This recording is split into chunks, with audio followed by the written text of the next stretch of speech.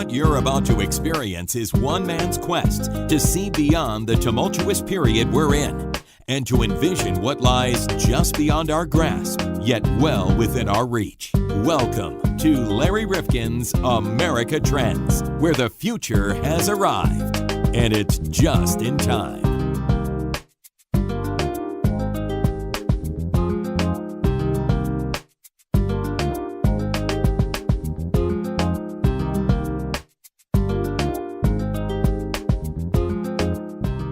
This is another edition of America Trends, and I'm Larry Rifkin. John Krofsick, of course, Johnny the K is with me.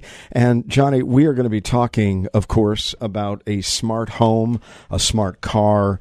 Everyone seems to be so smart these days, and we must be getting dumber if we're going to rely upon all of these conveniences to figure everything out so we can just, well, what are we going to do?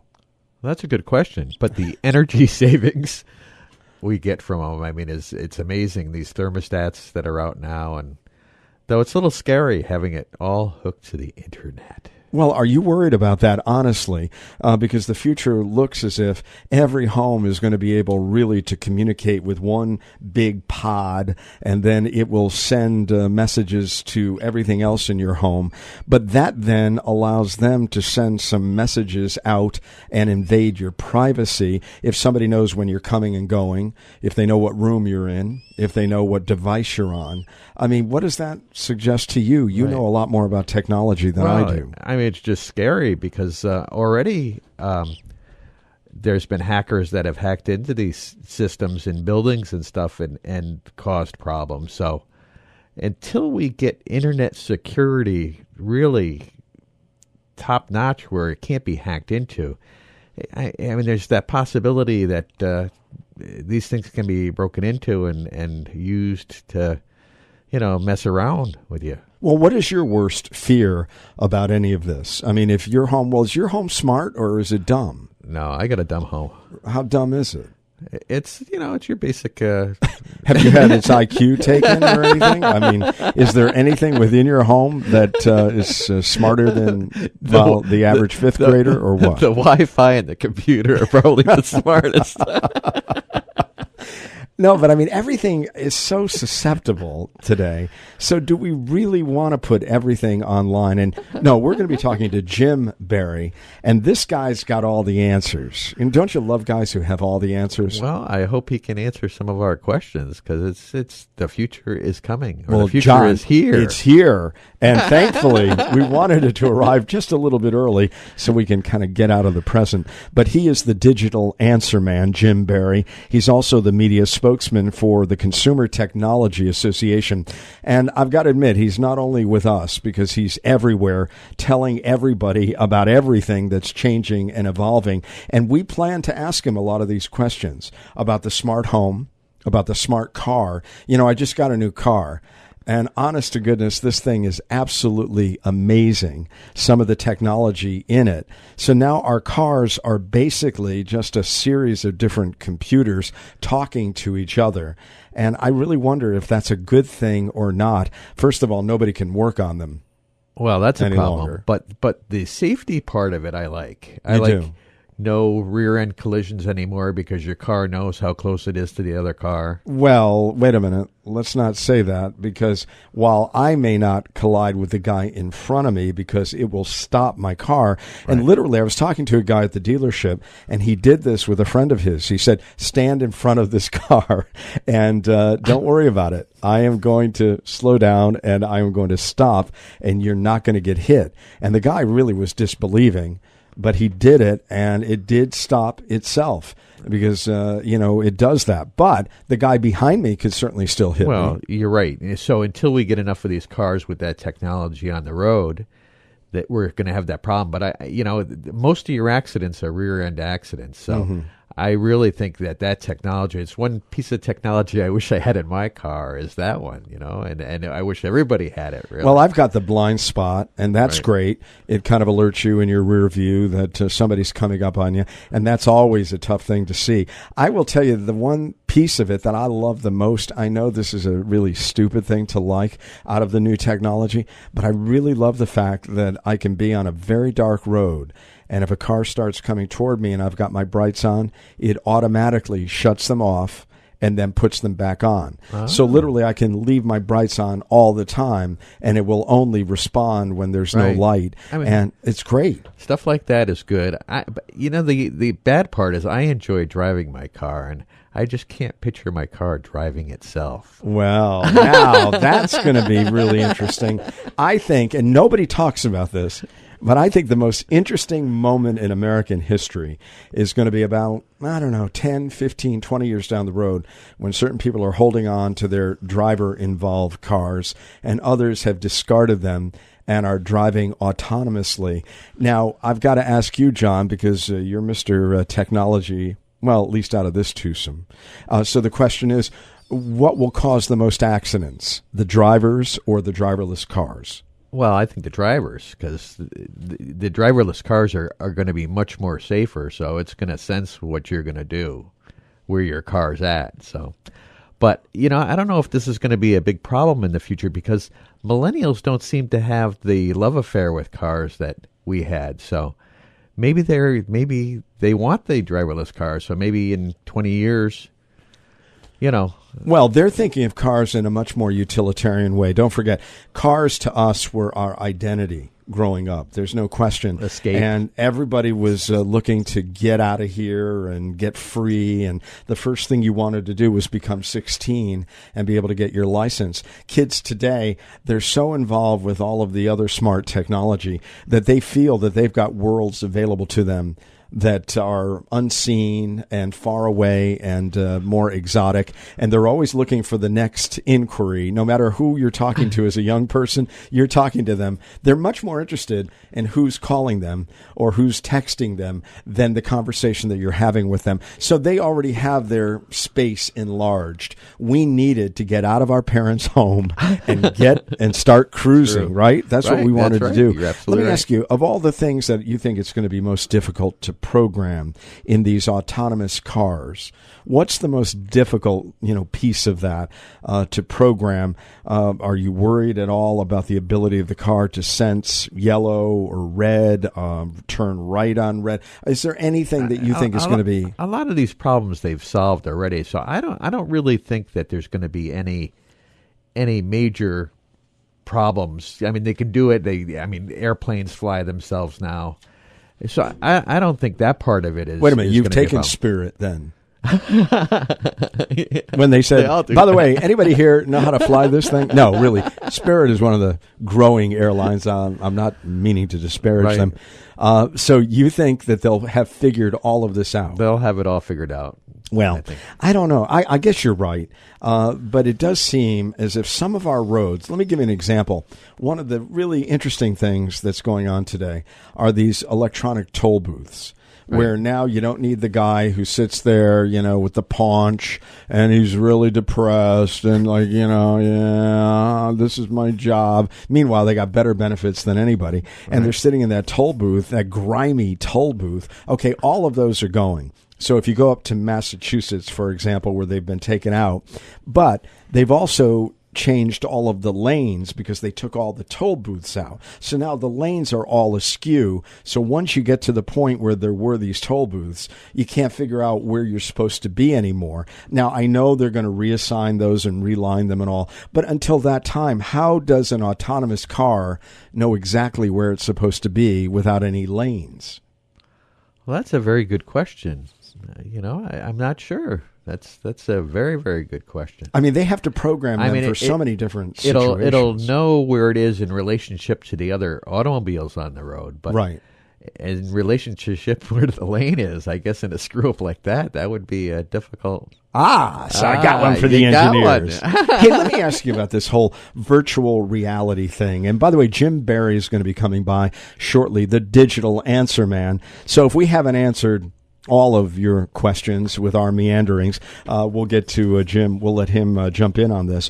But they say that early adopters are finding that coffee spills and missed train stops and this thing that they call now Google Face, where you really begin to look a little odd having worn this thing for a while. I mean, what is the practicality of virtual reality? Yeah, I don't really know, to tell you the truth. I haven't experienced it. I think you completely got me on that one. I think, we're getting further and further away from talking to each other and going into these virtual worlds, and I don't know. It's I don't know what to think of it. Well, they are saying, that this is going to revolutionize the way people play games, the way you work, even the way you socialize. But as it bumps into real reality, these early adopters are finding that there are more mundane challenges, like coffee spills and all of that, where they're so confused by having this thing on that they don't know exactly how to traverse the world with their VR set on. So, well, maybe they'll make contact lenses that are VR. I don't know. Yeah, I don't know. They're going to make them light and portable. And what's this going to do to the dating industry? Oh. Wow. Now, here's one for you that they're wondering about going forward. Digital AIDS, the gender problem. Now, what's really interesting, everybody talks about Siri as our virtual assistant, and we all think of Siri as a woman. And, we've got that voice. Right. All these voices that are coming at us. I almost feel like I know the guy from CVS when he calls, hello. It's like, oh, my goodness. I had to call CVS, and then he called me back. And I'm saying to myself, I'm waiting for him to say, hello. Why did Larry call us? I call you. You don't call me. But now there is this concern about gender problems with these digital aids. Should they all be women? Or can they be men? My wife, and by the way, a lot of people don't do this. We just take the voice that comes with Siri. Right, the default. But she changed hers to this Australian guy. And she still calls him Siri, but he sounds like this Aussie. It's a really weird thing. I just can't get used to that. I really can't. Wow. I hadn't thought about that too much either. There's so many things. What about oh my goodness. Artificial intelligence, John? What does that mean? Because, look, you've been involved in technology in the broadcasting field for a long time, and you have seen us go from one thing to the next. But this artificial intelligence, in terms of the way that we interact with it, the fact that it can actually anticipate things and perhaps be programmed like that chess master to be smarter than we are. I mean, what does that portend? Seriously, I mean, what are the implications of that? Well, I mean, we could have robots in the future that care for us instead of having people. You'd have an artificial intelligent robot that would help you when you're older. I mean, that's been talked about in the future. But will they take the place then of nurses? What are they going to be capable of doing such that the human being feels that empathy and affection and our emotional intuitiveness is a really important thing? Is that something that can be programmed in along with basic functions? Well, see, that is the question. I mean, they can do the basic functions.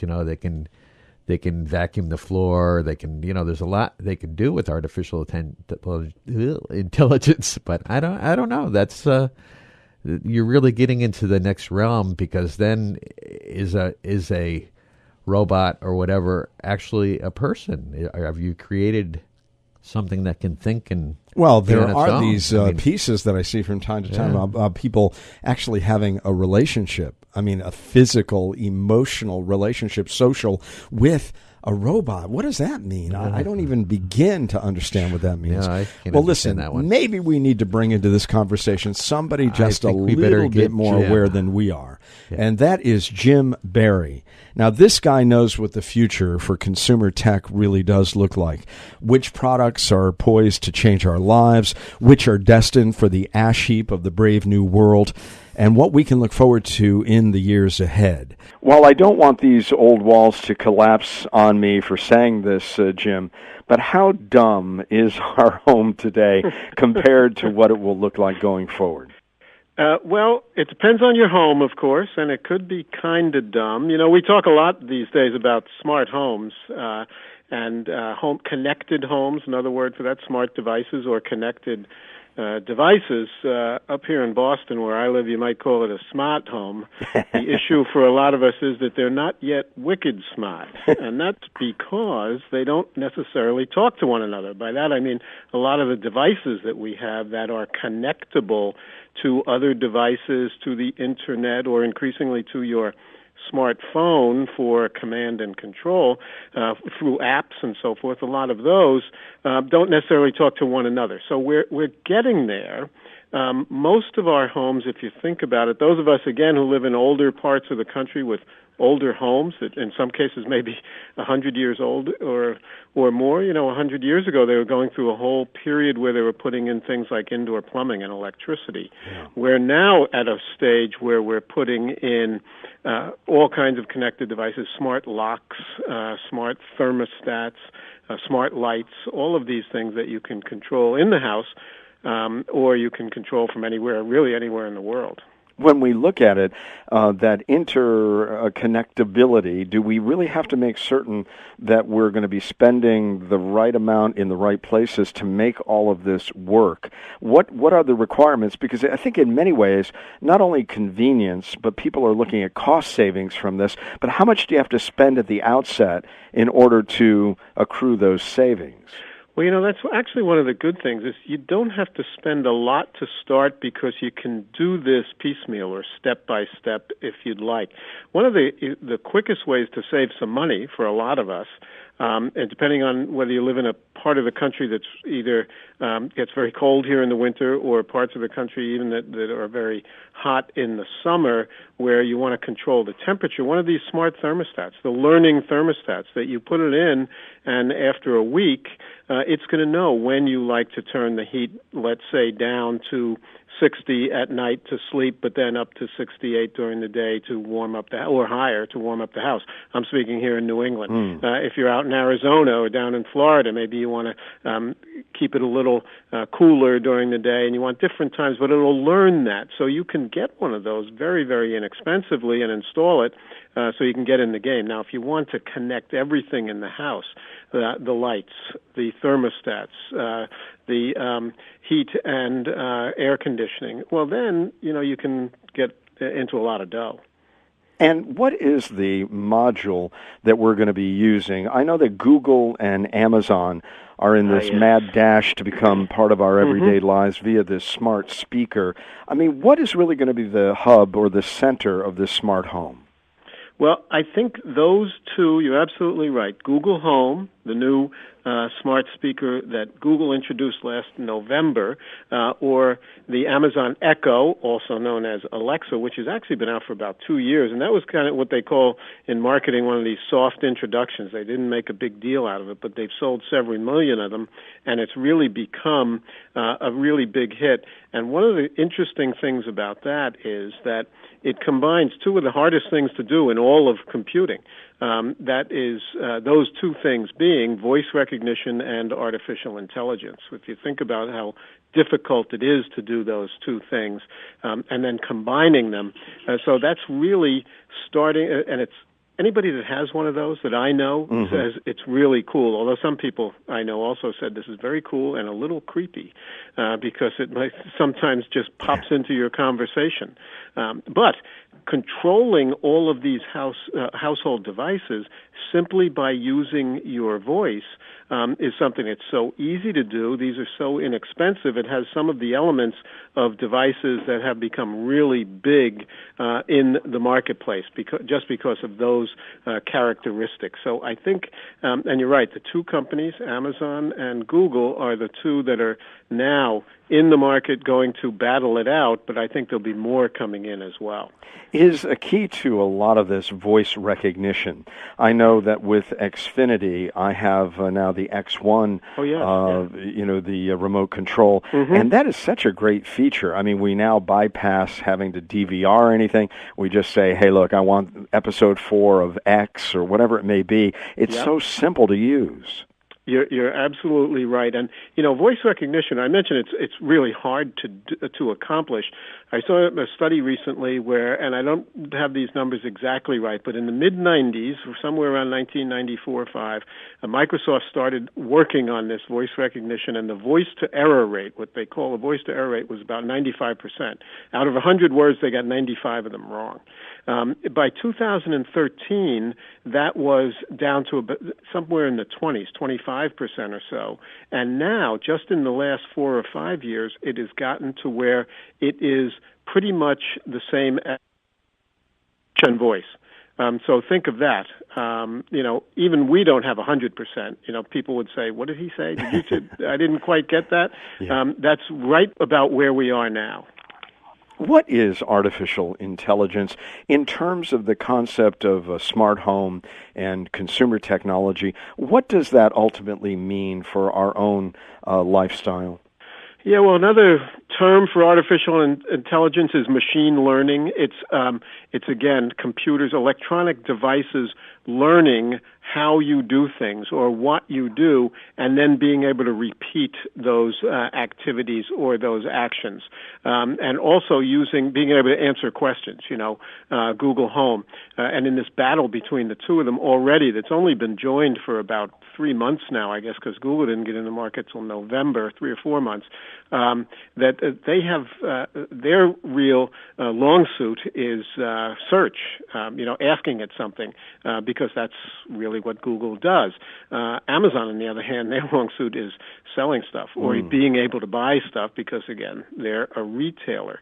But machine learning, being able to do that, and, for a lot of us, you ask a question, even with your smartphone, let's say, with Siri or Cortana or something, if you ask a question, that gets sent through the airwaves to another array of computers someplace where the answer is found and then sent back to you in the blink of an eye. Those of us of a certain age, speaking of myself, it's remarkable when you think about what this stuff does these days.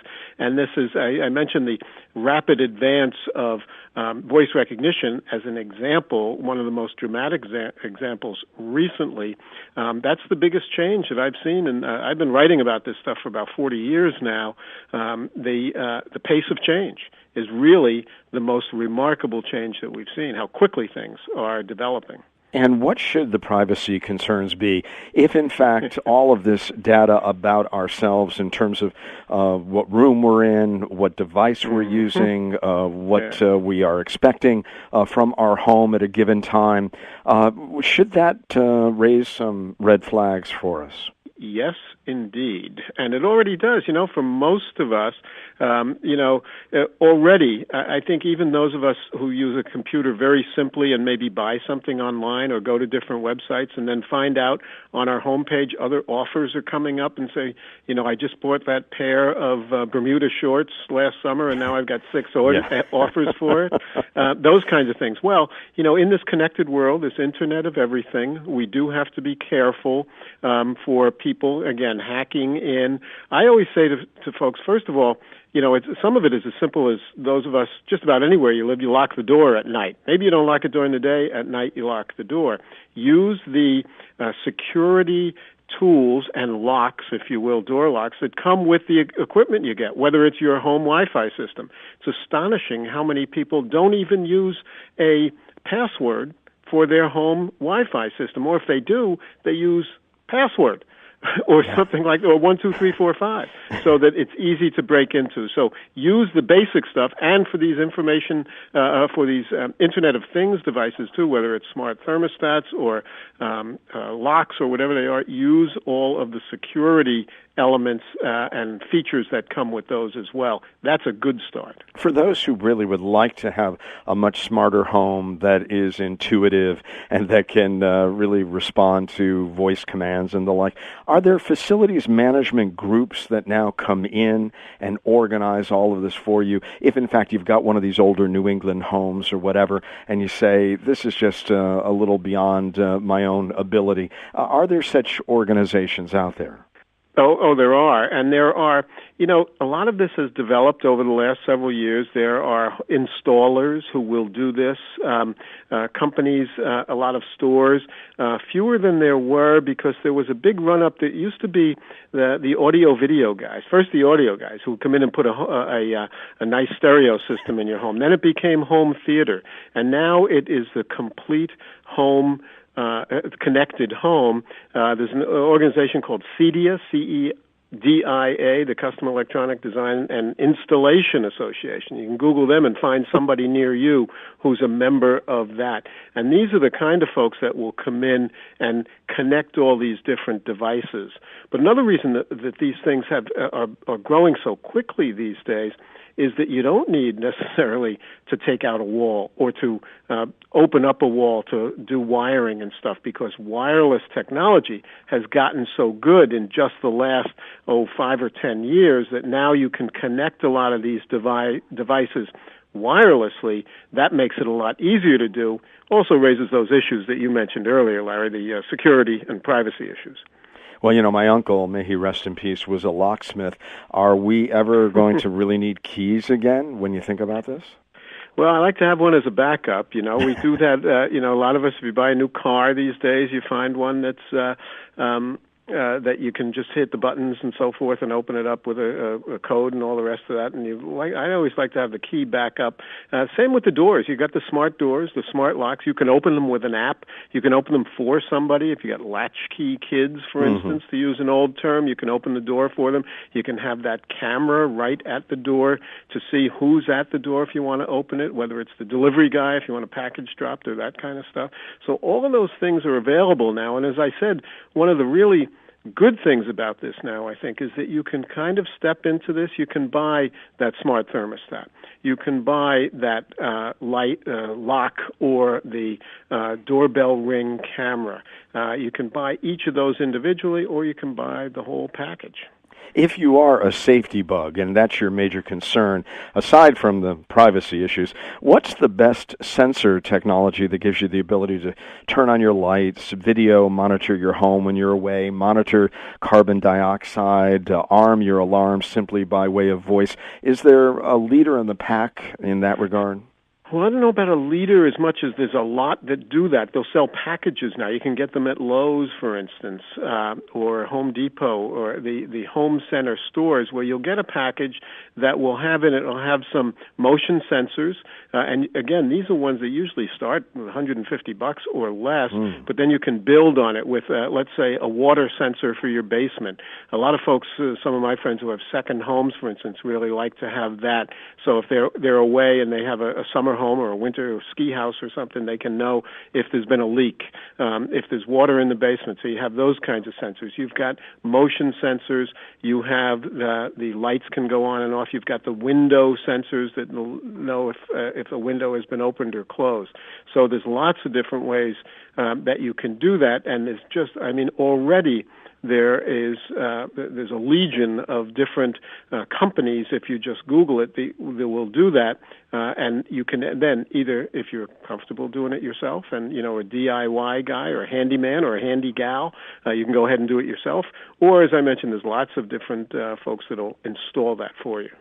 On another note in the home, I was reading about this one wall oven, the Decor Discovery IQ, and it's got a cooking app, and it guides you through all kinds of dishes, family recipes. So for those who are cooking phobic, there's going to be no excuse going forward. You're going to have Julia Child, artificially available to you, huh?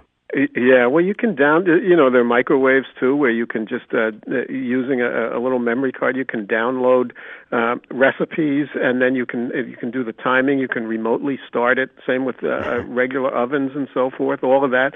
They have smart laundry now. They even, at the Consumer Electronics Show, I've been saying for a number of years that it's great to have the automatic laundry and so forth. But what I want is something that will fold the laundry. Well, they actually showed one at CES this year in Las Vegas. It's not out yet, but it was a pretty big unit also. But they said you put in a shirt, for instance, and it's programmed. It'll fold that baby up. Now there's something. Now they're talking.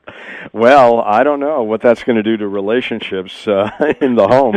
John, do you have a final question for Jim? This is great. Jim Barry is with us, of course, and he is the digital answer man, media spokesman for the Consumer Technology Association. And Jim, we'd love to get you back to talk about shopping and cars and everything, but we'll focus only on the home in the remaining seconds we have. John, what do you have for Jim? Well, we're focusing on the home, so how about for TVs? What do you see as far as what we're doing with televisions these days? Well, TVs, and this is something I've been following since 1978 when I got in this business as a writer. At the Consumer Electronics Show, again, CES, we see the latest technology, the newest, and it can be an alphabet soup that can be confusing for your listeners who might be looking to go out and buy one. But let me say two things. First of all, there's never been a better time to buy a television. Yes, I work for the association, but the prices are spectacular for what you get, the bang for your buck. 4K UHD, ultra high definition, is the newest technology. It's the next step in high definition, which is the digital TV that's been around for about 15, 18 years now. So 4K UHD you'll also see HDR, high dynamic range. This means not only the 4K UHD refers to more pixels, picture elements, but the high dynamic range also gets into all of the other things that gets into a really good picture on a television set, whether it's the contrast, the brightness, the color saturation, all of those things the engineers get into. But as screens have gotten bigger, and the average screen now is something like 50 inches, and there's a lot of 60 inches in homes and so forth.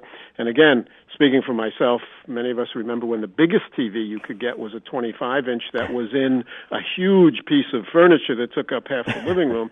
So this is really great, and this new technology is really best serves the viewer in these bigger screens. Flat panels, hang them on the wall, absolutely spectacular. How about the paper thin that I was reading about? At CES, they showed one. LG had one that was, and here's little magnets to put it on the wall, and it was a couple of millimeters. I mean, it's so thin, they call it wallpaper TV. So again, for design, we're talking about the home. There's a whole other element for designers and so forth. They changed a lot of things over the last 15 years as flat panels became the TVs, the way we watch TV rather than those big pieces of furniture. And now they're getting even thinner. And then, as you pointed out, you've got the voice recognition. You can talk to it. It's very easy to use. You've got a zillion channels because the other thing that's happening is not only in the picture quality and what we call display technology, but the way we get TV. We get it a lot differently now. Oh, it's absolutely a revolution. Yeah. We've got to run for this segment. We want to have you back, Jim. What's the most exciting application in your mind for using this smart technology in the home? What do you think is going to really catch on and really be the hottest trend going forward? Well, the one thing that we talked about earlier, the trend is the ones that more people are using are the thermostats and the lighting and that kind of stuff. But the thing that really is about to really catch on big time, some people think it already has because of the advertising during the recent holidays, is this voice recognition, is either Alexa or Google Home. That, and then whoever else gets into that. You mentioned Xfinity's already into it, Comcast, with the voice recognition for your TV viewing pleasure, as they like to say. All right. Jim, you've been great. Thank you so much, and expect a return visit here to America Trends. Anytime. Love to do it, Larry. Thank you so much.